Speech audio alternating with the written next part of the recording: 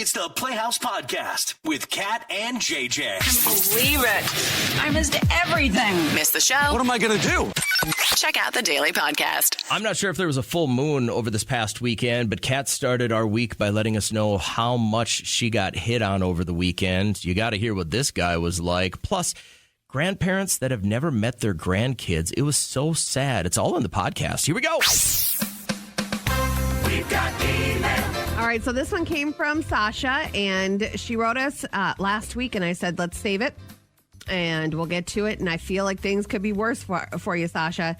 She wrote, hey, guys, quick question. My daughter came to me this week and asked what schooling she would need to become a librarian. I giggled. She asked why I was giggling, and I said, I don't think you need any schooling to be a librarian, but you just want to be a librarian. She was extremely offended. She has spent the last couple of weeks doing PSEO and gotten to know the school librarian and thinks that it would be a really fun job. Do I encourage this? I always thought it was something that you did after you were done with your like you had a career and then you're going to retire into librarianism. Sasha, I think a lot of offenses have been made in this. My only fear is that this job doesn't exist after AI takes over. You know what I mean? Like, I'm pretty convinced that a library in the future will turn into you walk in, you Google what you're looking for, and then a machine goes and picks it out and brings it to you. Mm-hmm. Or there's just no libraries anymore. You just get it on your phone or your Kindle. Well, you make fun of me for going and sitting at the library and answering some emails and waiting for Liam to get done with sports. I'm just like, I would just do that at my phone in the parking lot. There's just something about like going in somewhere and then you can people watch, and the librarians always seem very happy, like, nice and very people. Knowledgeable, and they're doing what they love. Some people just love books and reading and that environment. It's the same thing with running for me. Like when I was playing football, running was a punishment. Mm-hmm. So I never really ever enjoyed it after that. But like when I was in college, like, you knew you were going to be in the library for 8 hours because you had a huge test. It just seemed so not where I wanted to be. All my friends were out partying, and I'm like, I got to be here for this. Yeah. And, you know, it would be worth asking her some questions like why. And if it is, I just really love the vibe and it makes me happy. Or I love books and I want to make sure that they don't get lost, you know? But look at this. This is the next generation that might value books more than maybe the one in between. I doubt it. The way everything has gone, it's got to be 90 seconds or less. I can't believe that that's going to carry on. Did your parents ever try to talk you out of anything? No, I don't think that they pushed me into radio, where you are making sure your kids don't get into radio. I can't discourage my children enough from going into broadcast. Sasha, I just feel like she could have come to you and said, hey, what classes do I need to take to make meth?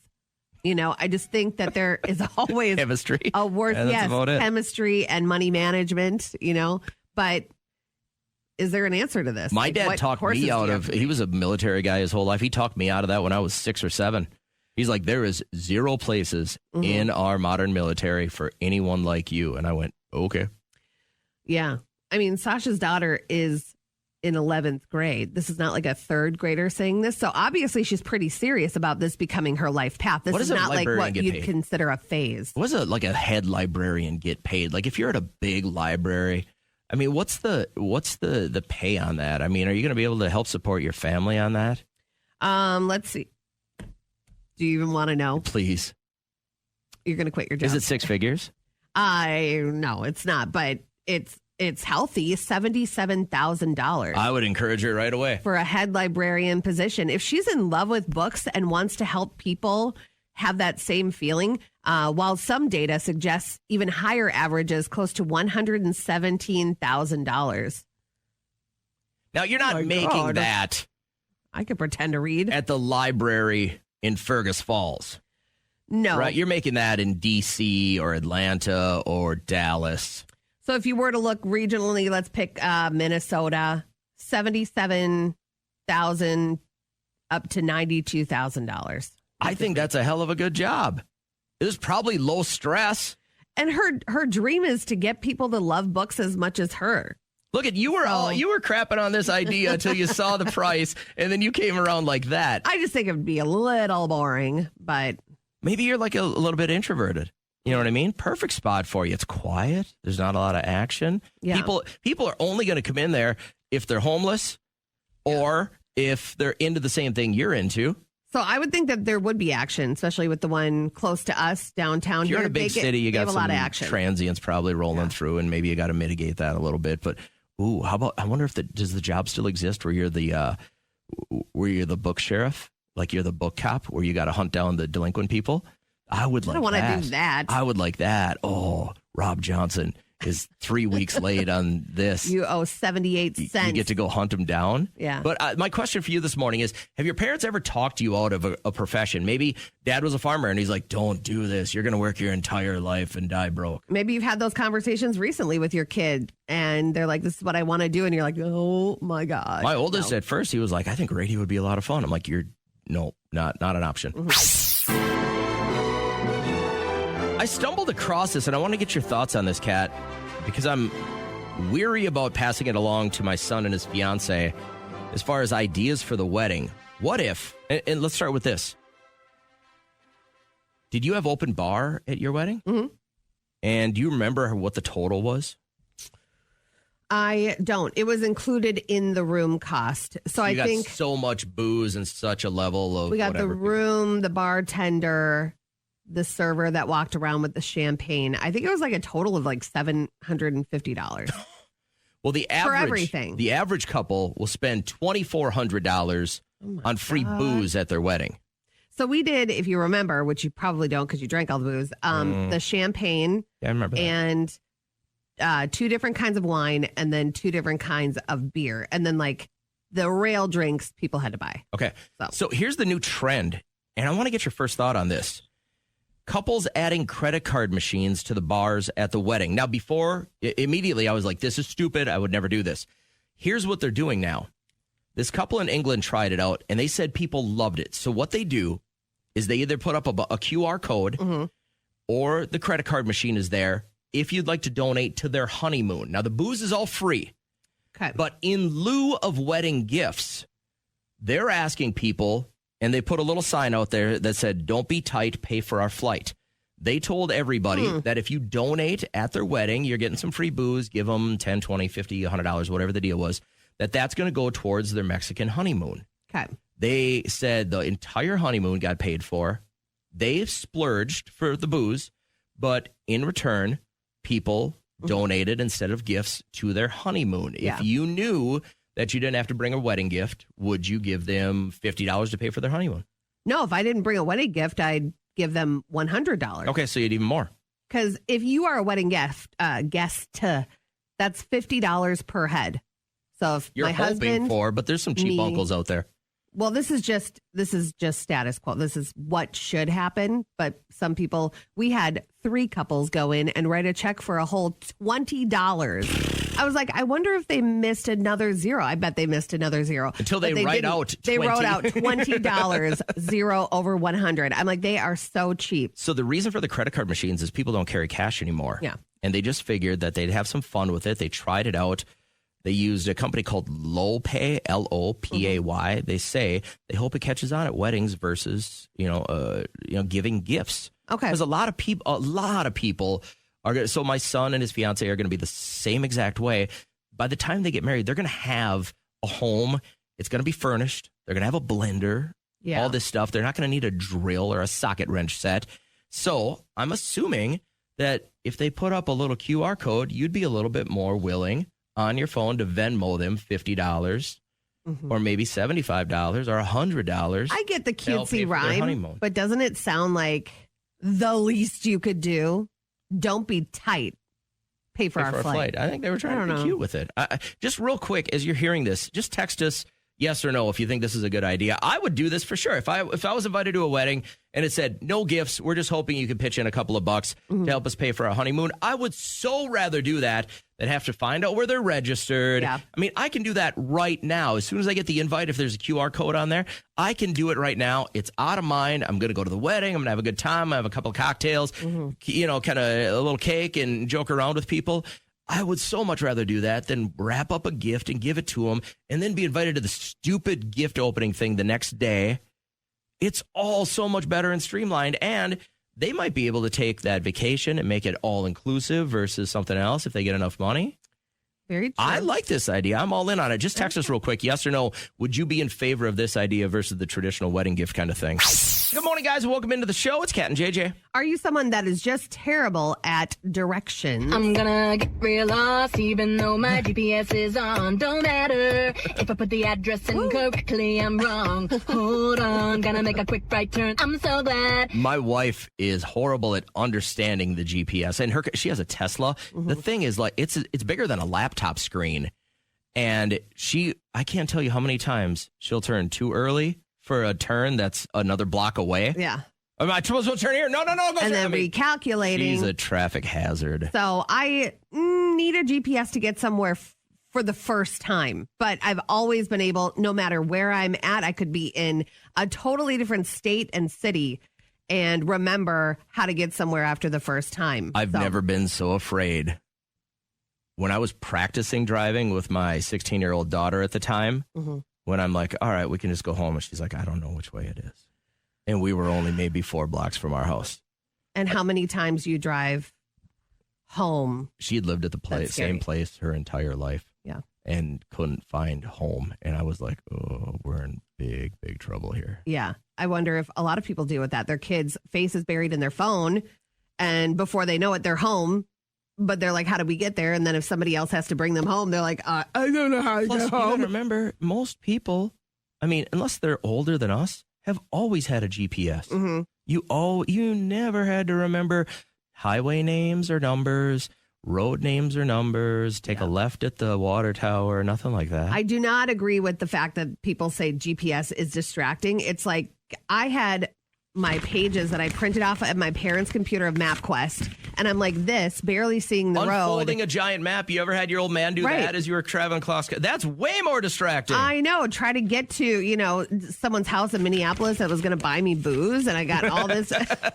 Where's Leroy's? That is so much more dangerous than a GPS, but I'm glad that I have not just dumbed myself down where I have to rely on that. I'm pretty good at just having the GPS give me direction, like the audio part of it. I'm pretty good about that. Hey, get in your right lane. You're going to have to turn in a half a mile. I'm okay with following those directions. But if you said, hey, you have to go to, we had to go to Cedar Rapids, Iowa just a couple of weeks ago for a baseball tournament over the weekend. If I would have just had to map that, I would have ended up in Kentucky. Talking about people who are just, maybe you're a little bit too needy with your GPS. I'm gonna get real lost even though my GPS is on. Don't matter if I put the address in correctly, I'm wrong. Hold on, gonna make a quick right turn. I'm so glad.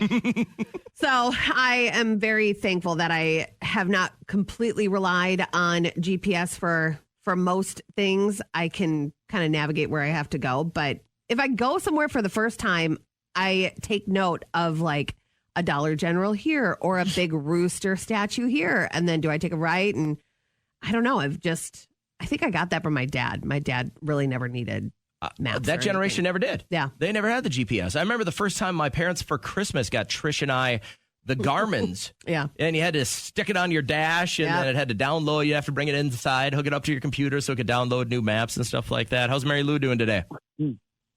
Oh, hanging in there. Yeah, Right. You're not very good with directions either, huh? Well, you know what? I just realized I was doing okay up until probably about age 36. But then after that, when I go win concert tickets or something, I start having my niece drive me because, she could do the GPS thing easy. But I was like, no, we're not doing that. This is what's going to happen. You're driving. I'm just going to sit on the shotgun, and that's what's going to happen. So do you not drive at all in life? You don't have a car? You don't have a license?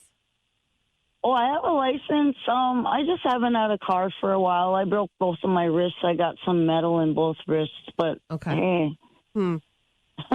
So if we were to say, hey, you want a trip to Mexico with us, you got to get yourself to the airport. You'd have someone else drive you, huh? Oh yeah, bright lights. Yep. We'll see you there. What do you got going on today, Mary Lou? What's going on in your world? taking care of my dogs. This one is getting older. Well, technically they're my sister's dogs, but I'm the caretaker. She's getting older and looking for the sun amidst the clouds and playing. I just downloaded your app. Oh, that's amazing. Awesome. What are the names of the dogs that you have that you're taking care of? I got Bo and Sasha, and I lost my Ingen. You lost a your dog. Ingen? Oh, there's the sun. Oh. There's the son. Yeah, it means wolf. And where'd you lose the dog? Do you want people to start looking for it for you, maybe? Or it died. I think he got his back leg broken. He made it home, and I was able to hold him in his last breath. I know it sounds dramatic, but that's truly how it happened. I thought you meant you Lost him. lost your dog, like it ran away, but the dog died. I'm so sorry. Glad you had those last moments. Both. He was gone. He wouldn't come home for like 3 days, and I hollered for him, and I walked around, and Yeah. All But right. we got Bo and Sasha here. All right, and they're doing well? Oh yeah, Okay, good. Tell them we say hi. Which one do you like more? I'd have to say Bo. Yeah. I can hear it in your voice. There's a passion there.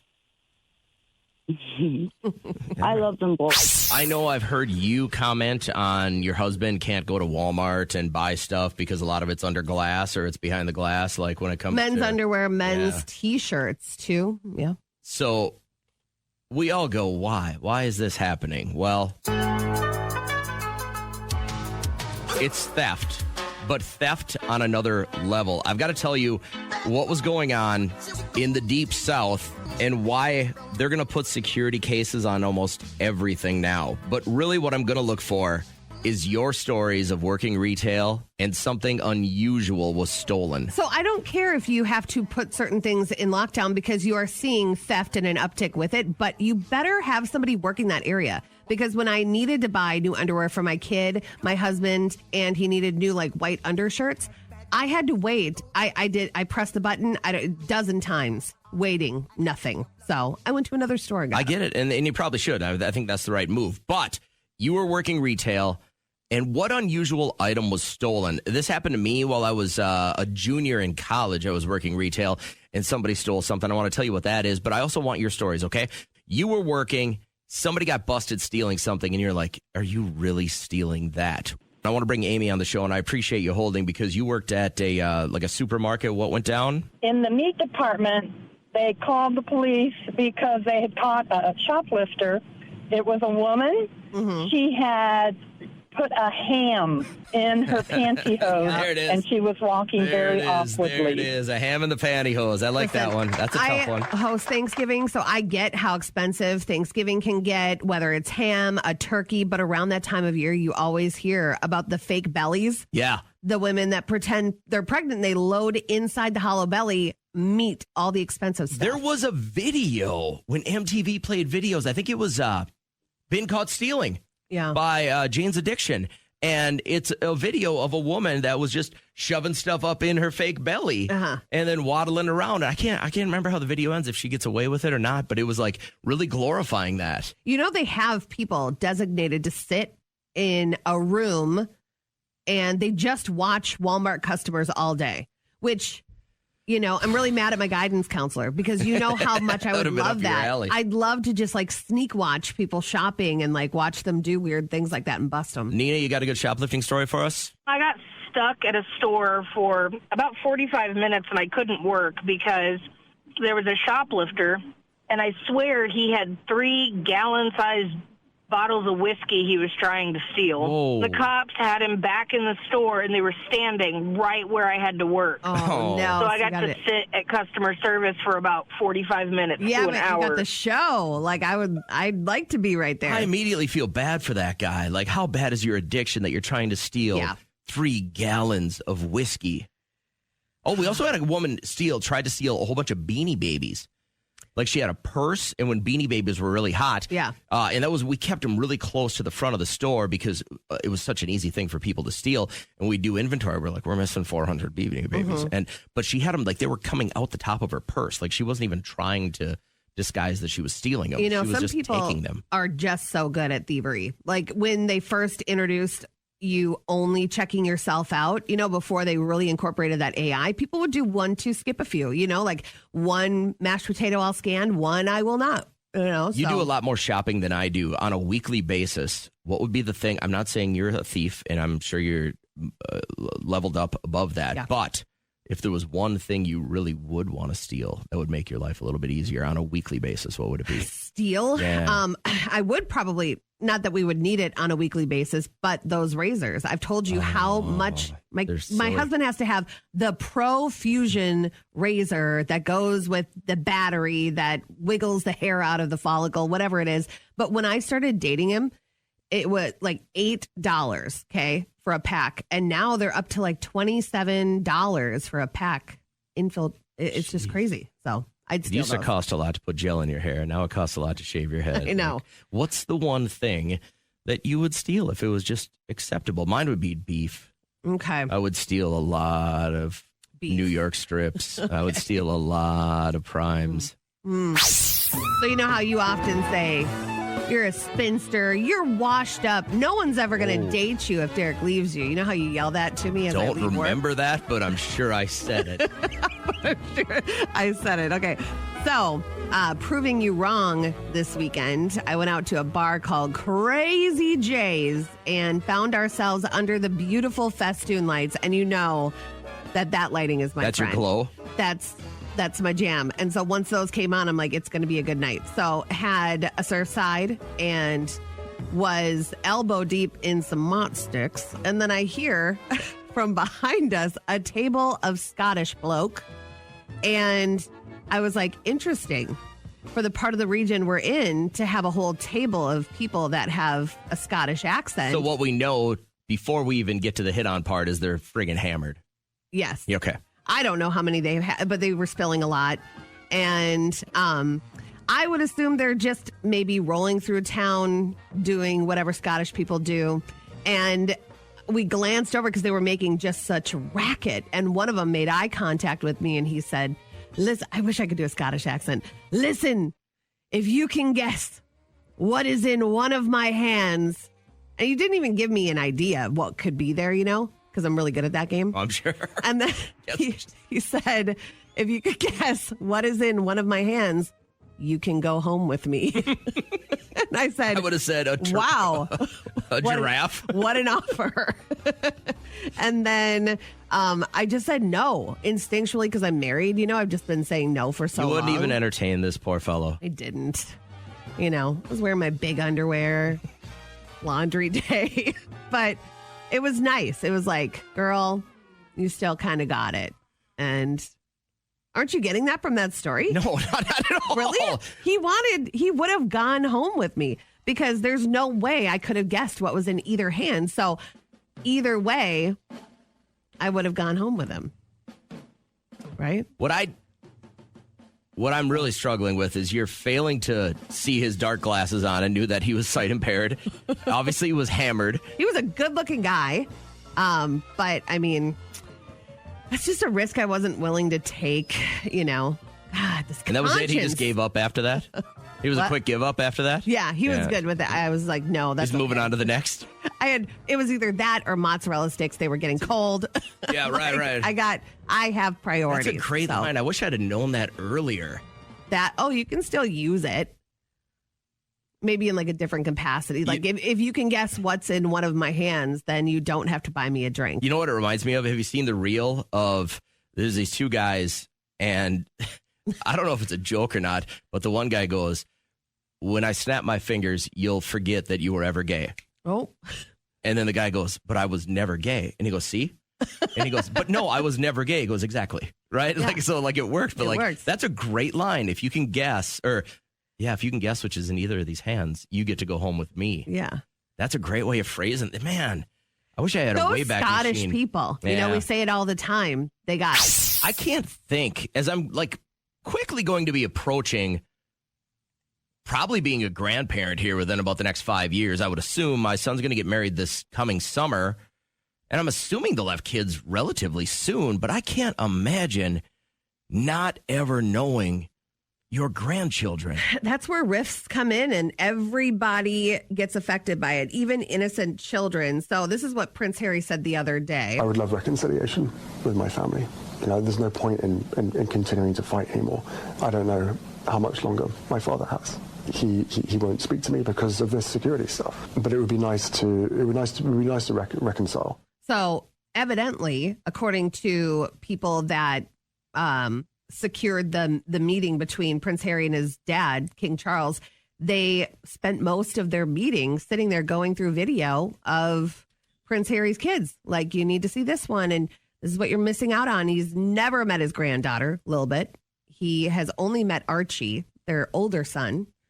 And so, probably doesn't spend time. Like, meeting is one thing. I mean, it's the same as meeting somebody your dad works with. Well, he hasn't at that point, seen this you know what I mean? 5-6-year-old in 2 years. So the last time he saw him he was very young.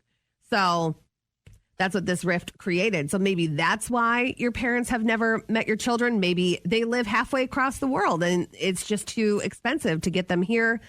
But as somebody who would just travel through crazy oceans to see my grandkids, I don't grasp that concept. I'd kind of like work an extra job. If you're somebody to get a ticket to go who has kids and your parents have never met your kids, or of grandparents that have never met their grandchildren, will you call us real quick? We just want to know what the deal is. Like, what would be so separating? Yeah. Well, like, what is causing them to not know their grandchildren?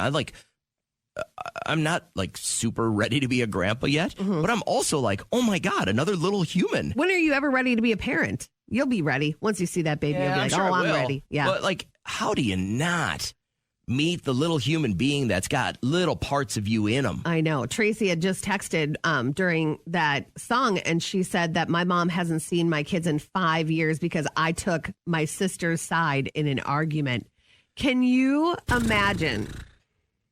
I would just say, I really don't want to speak to you often, but I want to see my grandkids. Like, that's a little dramatic. You can't just tolerate someone for a little while to be able to see those little nuggets. Some people just can't compartmentalize and make it happen. But that's the scenario. Have your parents never met their grandkids? The more we talk about this, the more I'm like, I can't imagine something so bad that I wouldn't see my grandchildren. Yeah. And I think when it's something like the monarchy, might be a little bit different than your everyday I would think you'd have dealing more with opportunities to see your kids or grandkids.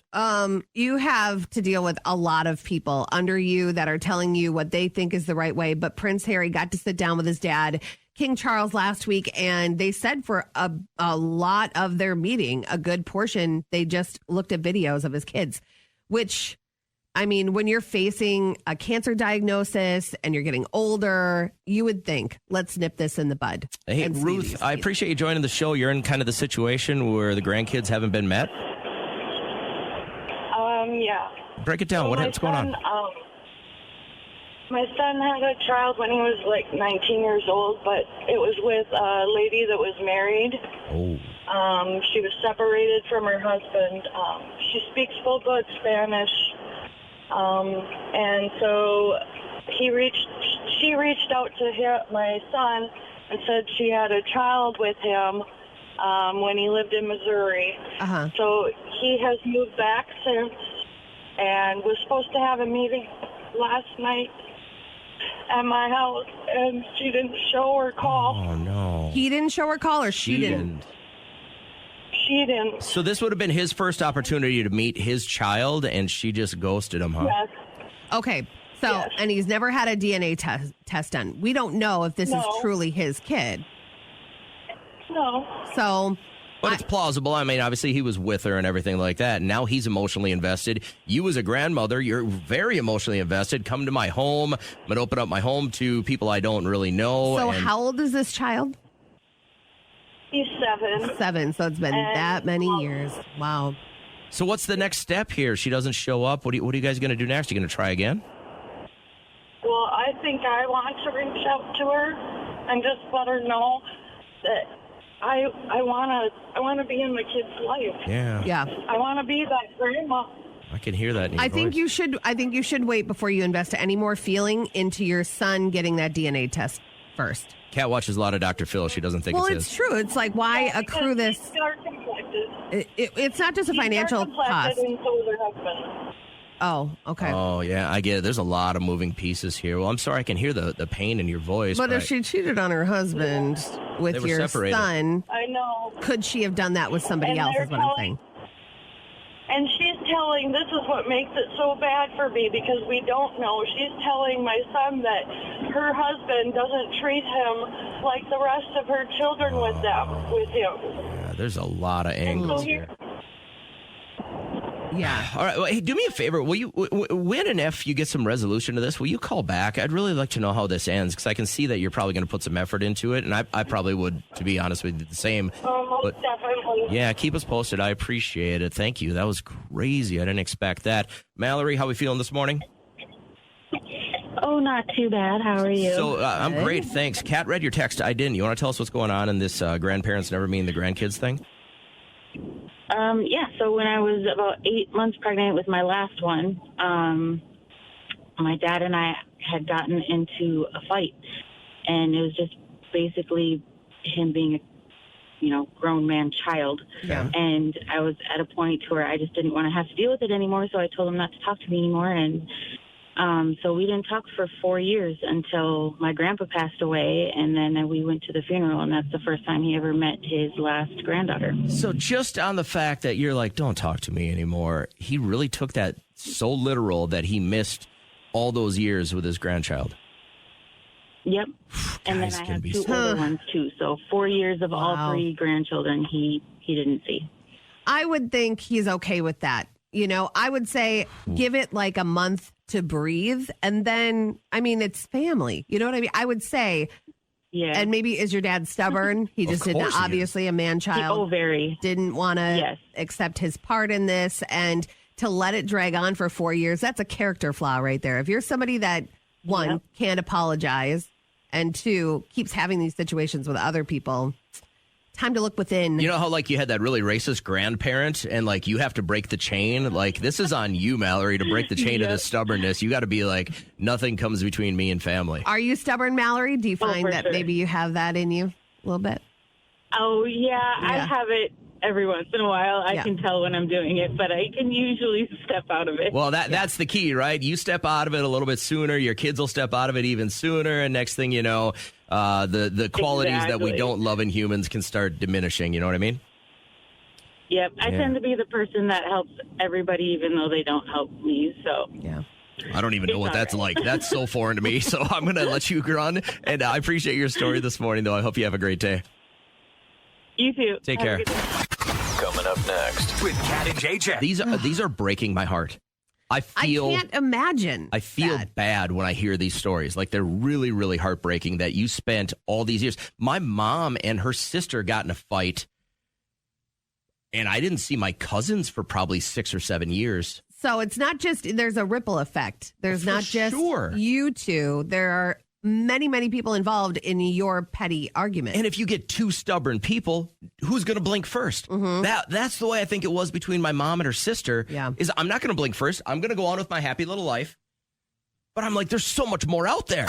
Winning, and more winning Tuesday morning during our live show. We've got $50,000 for you to pocket at 6:05. So get up early and then bring us into work at 8:05. We've got more tickets to see Keith Urban next weekend. So if either of those sound appetizing, make sure you're waking up with our live show right now. Let's wrap up our podcast. Bingo! How fun! Last week, someone lost an eye at bingo. Bingo! Bingo what bingo? Bingo! Bingo! All right, with listener bingo, we're going to grab the first caller that can get through that fits one of the following two criteria. Tell us about your story. Maybe you're somebody listening who just had a bad birthday. You're like, how come this is happening? This is a day I was born. We're supposed to be celebrating me, and this is happening. But this family in Germany going viral. So this is what it sounds like when you accidentally light fireworks instead of birthday candles inside, and then they go off everywhere. Oh, dear Lord. How do you make that kind of mistake? I don't know. It was a Dale, whatever the German derivative is of Dale.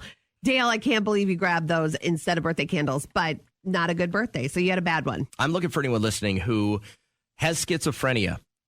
My wife and I We met. We went and had a drink and a piece of pizza on Friday night or on Saturday night, and went to a football game Saturday, and then went home. And on the way home, we're like, "Hey, let's stop and get a little bite to eat." And there was a girl, and the reason I noticed it is there was a girl sitting at the bar. There's two of them, but she had like a couple of pills that she took out of her purse and popped them in. They didn't look like Advil or ibuprofen, and then like shotgunned a neutral. And I just go, "Good mixture?" And she goes, "Oh, I'm schizophrenic."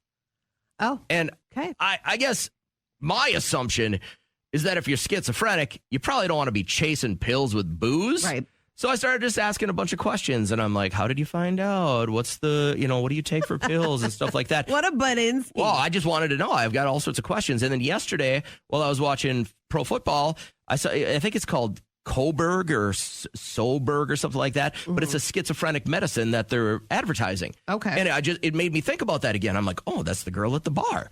And so, well, good on her for trying to keep level. I think there's a bad, like when they say the stigma about, mental wellness, like very big stigma. I didn't know anything about schizophrenia other than like you heard it in a joke, or 1 minute you're super happy and the next minute you're really pissed. You know what I mean? But I'm like, that's me. Or you're laying in bed and you hear voices, right? And you can't sleep because they're in your head. It's not really like that. Like the level of uncontrollability because of the chemical imbalance is really, it's fascinating to me.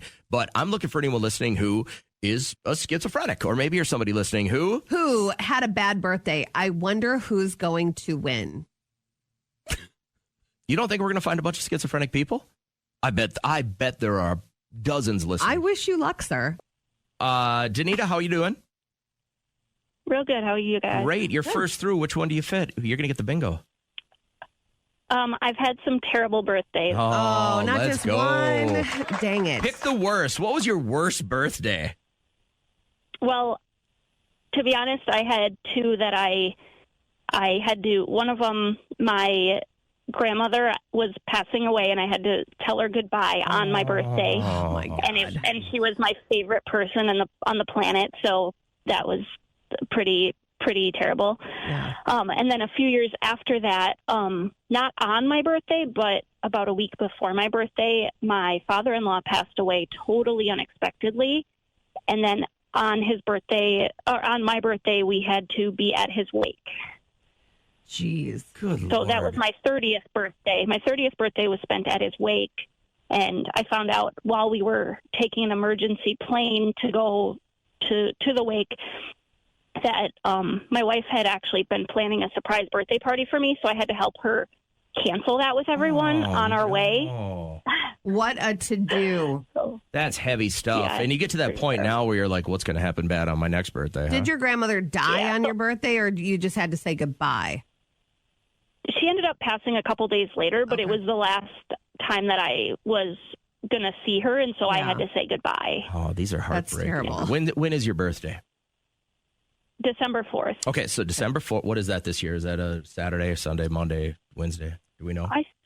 I think it's like a Thursday, but I don't actually know for sure. So first thing you do, December 4th. Wow, you're good. This December 4th, first thing you do, you pick up the phone, you call us as soon as you wake up, and we promise we'll start it better than all that.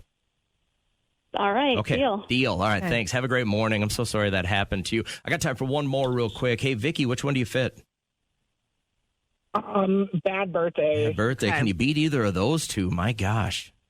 No, that was very heavy. No, so they weren't my birthdays. They were my boys' birthdays. So one of my kiddos literally just had a birthday. He celebrated his birthday on Saturday, and his head was itchy. And guess what? We had lice. Oh, my God. We just talked about that the other day. Too much lice in I don't the want last to talk couple of about weeks of lice. this. Oh, so you spent your birthday And then, picking that crap out? So his birthday.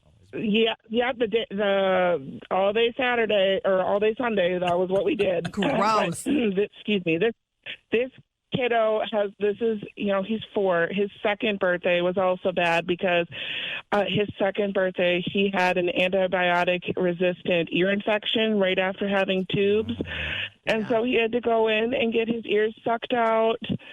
And, like, that same year, 10 days later was his older brother's birthday, and his older brother ended up getting sick at a park, or, right after, at a bouncy castle thing, and ended up, profusely vomiting everywhere. So, yeah. I get when people get older, they're like, I don't really want to celebrate my birthday. It's just another day. I get that. But as a little kid, those are supposed to be like the red letter days on your calendar. Everybody knows my birthday. Everybody's going to love me at school. And then you get lice. And then you get lice or you had an ear infection. Poor guy. So I think if I go back to my elementary school days and I think of my earliest crush, it was when we were living in Guam, and his name was Thomas. I was on a co-ed baseball team because they didn't have enough boys and they had some girls that wanted to play. They noticed clearly your athletic ability. Correct. Right. And so I remember because with the photo package, you got your own trading cards. And he gave me one of his and he put to Cat, love Thomas. And I mean, that was it. I started Hearts planning were my floating wedding. around your brain. I was like, this is the one. My true love. Naming our babies. I know. So when I heard this audio, I thought it was so cute. This girl is just We are in love. week 3 into kindergarten, and my daughter came home today saying that somebody's in love with her. And I was like, what do you mean somebody's in love with you? And she goes, yeah, a boy told me that he was in love with me. And I was like, well, what do you think about that? And she was like, I love him too. I gotta go scope it out because she told me not only is she in love with this one boy, but 2 other boys were fighting over her in class and had to get separated from her. What a good problem to have. So if I had to go back to my earliest memory, it would be Thomas. Oh, I wonder where he is and what he's doing now. He wasn't a Chamaran. He was like his dad was on the base. And so he was a military brat. Man, oh man. You remember his last name? What things could have been? No, I don't. But he was blonde. He was What, your parents? tan. No, I don't think There's probably so. no way of hunting I mean, this guy it's down. worth an ask. So what we can do is, with our extreme reach, is we can say, anybody know Thomas who may have lived in Guam? Have them reach out. Kat's looking to get out of her marriage. For me, it was a girl named Sherry Guyan. Her dad was the principal. And I'm telling you what, there's just like the one super cute girl where like even my dad would go, hey, don't you like her? And I'd be like, I guess. But at an early age, I was also very conscious of who was out of my league and who wasn't. Really? Yeah. Oh, my God. That's a skill. A lot of people don't have that. When your mom looks at you enough times and goes, don't date her. She's too hot for you or she's too pretty. Sure. But like this was the girl. And then I think it was first or second grade. And I went to kindergarten with her. And we had like the half day kindergarten. But you stayed in the same room the entire time, right? So I got to spend a lot of time with her. But her dad was a superintendent, took a job somewhere else. And she moved away. And then when we were like 16, I think we were at like a Johnny Holmes night at like the Laconia Ballroom. And all of a sudden, like a lot of people were like, oh, Sherry's back in town. Sherry's back in town. Man, I made a hard push to the hoop. Yeah. Nothing. Not even I remember you from kindergarten. It was a no. Really? No. Oh, but then hey. there was the time when I was 6 years old and I met Daisy Duke. Where did you meet her? Was it like a Comic-Con? It was a car show. Oh. So my dad and my uncle used to love going and bringing my cousin Jason and I to these car shows where it would be, all the newest models and stuff like that. But then they'd have a couple of classic cars like the Ferrari from Magnum PI. But the General Lee was there. Oh. And Tom Wopat, who played, I think, Luke Duke, he was the dark-haired guy, and Catherine Bach, who played Daisy Duke, they were there. And I think my dad knew, like, any boy at that age was hot for Daisy Duke. Come on, son. And we go up to get our little autographs, and it's Tom first, and he's like, what's your name? And I tell him, and he writes it, and he's like, thanks for coming out. And then she goes, oh, and they pass the picture along so they can both autograph it. She's like, well, how are you? And I'm just like, it was the most, like, just dopey moment I've ever had. So inappropriate. Did things go like in slow motion when you saw her? Oh, it was her so hair fast. blowing? I just kept. I remember in my brain going, "Don't look at her boobs. Don't look at her boobs. Don't look at her boobs." But like she had a flannel that was cut down. Yeah, and it was like clear that they were there. Like her thing was clear that she was there. And I think it was if you want a picture with them, it was like $5 or something. But she was making money off pictures with middle-aged dudes like nobody's business. Good for her. And I was just like, thank you. You know what I mean? And it was such a duh moment of my entire life. I mean, it set the tone for me dating for the next 10 years. It was just, I couldn't spit it out. But neither of my crushes, I shot my shot on both. Yeah. Shot that one. I didn't shoot my shot on Daisy Duke because I was 8. But That's the story we're looking for this morning. You had a childhood crush. And again, not necessarily Jonathan Taylor Thomas or, Brooke Shields or something like that, but like it was a real crush and you made your move. I'm looking for either the shot down stories to make me feel better or the real success stories. Like I love the earliest memory you have, like the first ever crush that maybe it was a transplant in your elementary class. You're like, where did he come from? Oh, and why are they always hotter when they move into town versus the ones you grew up with? Did you see? Have you heard? Close your eyes. Put your fingers on your temples.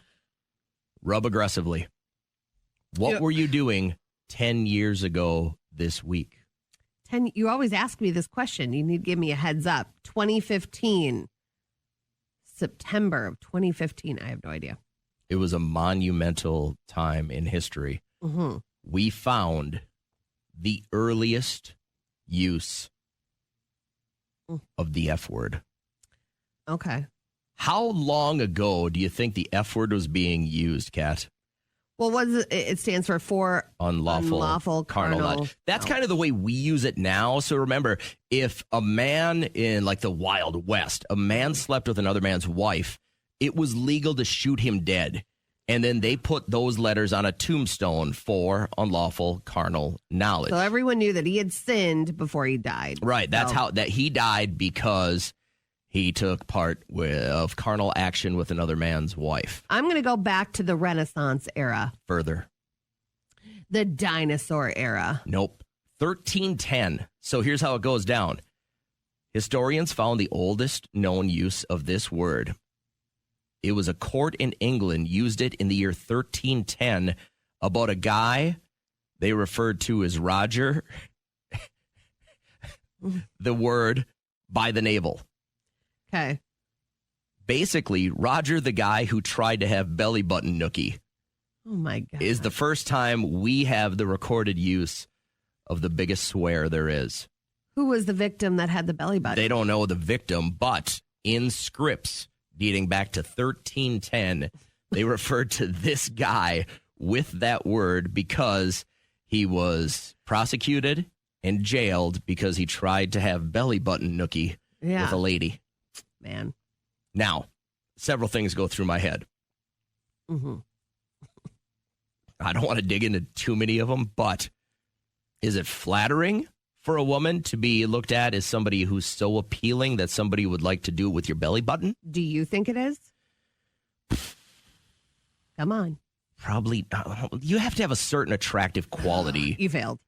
But probably not. The answer is no. Correct. It's just leave us alone. The Scottish if guy. You don't know what you're doing, leave us alone. The Scottish guy you saw this weekend. Yeah. Who hit on you. If he tried the button, hell no. You need to go get on a flight, head back to Potato Land because you obviously don't know. Don't you know that they survived only on potatoes? Them and the Irish. Thought that was the Irish. Both. The Scottish did too? Yes. Huh. And they don't like the belly button. Yeah.